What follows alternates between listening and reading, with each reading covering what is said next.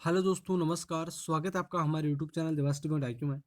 हम आज इस क्लास में हिंदी व्याकरण के महत्वपूर्ण प्रश्नों की चर्चा करने वाले हैं। तो एंड तक देखते रहना है। Patwar, REET, SI, RS all exams के लिए इंपॉर्टेंट क्वेश्चन है। टेस्ट नंबर 13 है आज हमारा। टेस्ट नंबर 1 से 12 तक देखना है तो आप चैनल की प्लेलिस्ट में जाकर देख सकते हैं। ठीक है। और सब्सक्राइब नहीं किया तो सब्सक्राइब कर लेना, जिससे आपको हर दिन शाम 6 बजे इस चैनल पर आपको ये टेस्ट मिलता रहेगा और नोटिफिकेशन मिलता रहेगा। ठीक है। और टेलीग्राम चैनल का डिस्क्रिप्शन लिंक दिया, ज्वाइन कर लेना। वहाँ पर आप ये क्वेश्चन PDF में प्राप्त कर सकते हैं।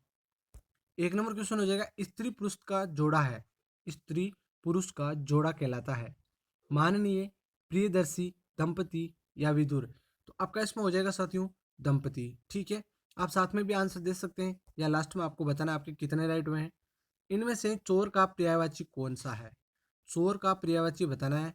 शशि, धनंद, मोशक या बेसर। तो चोर का पर्यायवाची आपका हो जाएगा साथियों मोशक। सी ऑप्शन इसमें राइट हो जाएगा। कान कतरना मुहावरे का अर्थ बताइए। कान कतरना मुहावरे का अर्थ क्या होगा? बहुत आदर करना, बहुत तेज दौड़ना, सोच विचार में पड़ना, बहुत चालाक होना।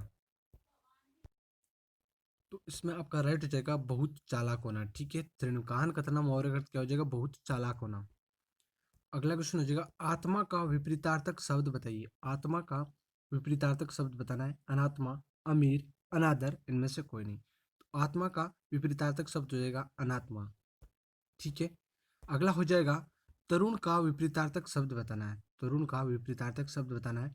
मंद, वृद्ध, सुस्त, इनमें से कोई नहीं। तो तरुण का हो जाएगा वृद्ध। ठीक है। इसका हो जाएगा बी ऑप्शन। अगला क्वेश्चन हो जाएगा, इनमें से कौन सी विपरीतार्थक शब्द पतझड़ का अर्थ है? पतझड़ का विपरीतार्थक शब्द बताना है। विस्तार, शीतल, वसंत, सर्दी।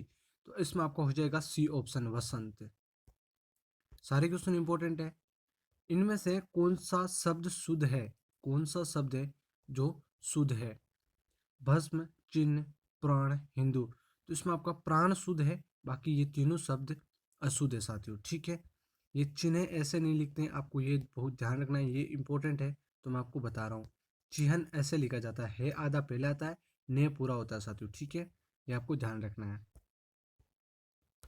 अगला हो जाएगा, गिरीश में कौन सी संधि है?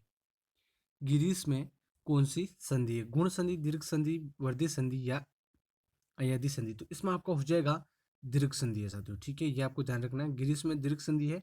गिरी प्लस ईस। ठीक है। गिरी धन ईस हो जाएगा इसमें, और दीर्घ संधि हो जाएगा इसमें। ओके।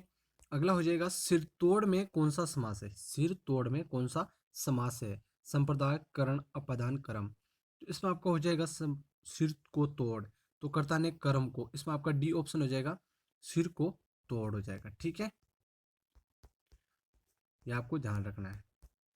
अगला क्वेश्चन हो जाएगा, महात्मा में कौन सा समास है? महात्मा में कौन सा समास है?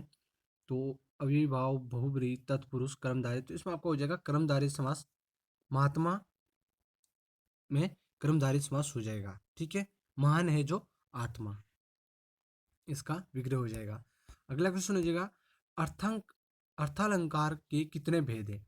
अर्थालंकार के कितने भेद हैं? तो इसमें आपका हो जाएगा साथियों 12 भेद है। ठीक है। अगला हो जाएगा, इनमें से रस के कौन सा भेद है? रस का कौन सा भेद है? इनमें से रस का कौन सा भेद है? तो इसमें आपका हो जाएगा साथी उल्लेख, करुण, रूपक। तो आपका हो जाएगा करुण। बी ऑप्शन इसमें राइट हो जाएगा। ओके। अगला क्वेश्चन हो जाएगा, इनमें से अलंकार के कौन सा भेद है? अलंकार का कौन सा भेद है? तो आपको ध्यान रखना है, चकानुप्रेस, लाटानुप्रेस, शब्दालंकार। तो 13 नंबर में आपका शायद क्यों राइट हो जाएगा शब्दालंकार। ठीक है। इनमें से अलंकार कि कौन सा अलंकार का कौन सा भेद है? तो शब्द अलंकार राइट हो जाएगा इसमें। ठीक है। अगला हो जाएगा, वर्तमान हिंदी का प्रचलित रूप क्या है? वर्तमान हिंदी का प्रचलित रूप बताना है आपको।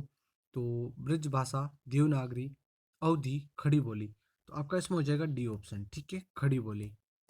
अगला हो जाएगा, हिंदी की आदि जननी है। हिंदी की आदि जननी है पाली, अपभ्रंश, संस्कृत या प्राकृत। तो इंपॉर्टेंट क्वेश्चन है, संस्कृत इसमें राइट हो जाएगा। हिंदी की आदि जननी कौन है? संस्कृत है। अगला हो जाएगा, कौन सा अमानक वर्ण है? कौन सा अमानक वर्ण है? तो इसमें आपका हो जाएगा साथियों बे। ठीक है। ये क्या है, एमानक वर्ण है, आपको ध्यान रखना है। क्षय ध्वनि किसके अंतर्गत आती है? क्षय ध्वनि किसके अंतर्गत आती है? घोष वर्ण, संयुक्त वर्ण, तालव या मूल स्वर। तो साथियों ध्यान रखना आपको, क्षय ध्वनि, कसे त्रय ये संयुक्त वर्ण में आते हैं साथियों, ठीक है, क्योंकि ये दो वर्णों से मिलकर बनता है क्षय त्रय तो आपको ध्यान रखना है। अगला हो जाएगा, ये वर्ण किन वर्णों से बना है? ये वर्ण किन वर्णों के संयोग से बना है? तो ये इंपॉर्टेंट क्वेश्चन है, हर एग्जाम में पूछा जाता है, ये आपको छाप लेना है, याद कर लेना है। इसमें आपका हो जाएगा साथियों, आधा जे और ये से मिलकर ये गे वर्ण बना है, ध्यान रखना है आपको। अगला हो जाएगा, अघोष वर्ण कौन सा है? अघोष वर्ण कौन सा है? तो इसमें आपको हो जाएगा से क्या है? अघोष वर्ण है। और अगला क्वेश्चन हो जाएगा, जिन शब्दों के अंत में ए आता है उन्हें क्या कहते हैं? जिन शब्दों के अंत में ए आता है उन्हें अयोग्यवाय, अकारांत, अनुस्वार या अंतस्थ है। तो इसमें आपका हो जाएगा अकारांत, ठीक है, बी ऑप्शन साथियों इसमें राइट हो जाएगा।